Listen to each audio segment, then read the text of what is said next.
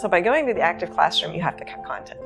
You just cannot teach them how to problem solve, find resources, and put as much stuff in their brains as you used to. So you have to cut content. Think a lot about what your goals are, right? The backward course design. What is it that you want your students to know or to be able to do?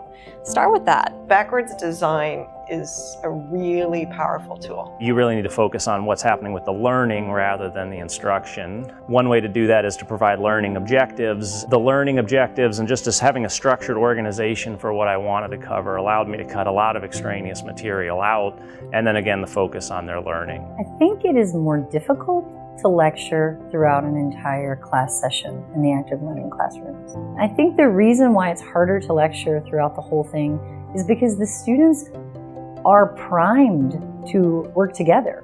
They're just waiting for me to give them the next thing to do. Whether it's just active learning activities in class or an entirely flipped class, there's more work for the student to do. They can't sit there passively. They have to be engaged with the material. I have a rule of thumb that as I'm designing, I chunk things into 15-minute intervals. And I found that I don't want to allow the students to just go off on a particular activity or a particular challenge that I set them with for too long, because there are a lot of distractions to the students. I find that having things heavily scaffolded and little chunks of things is a good idea. And I never lecture more than 10 minutes at a time.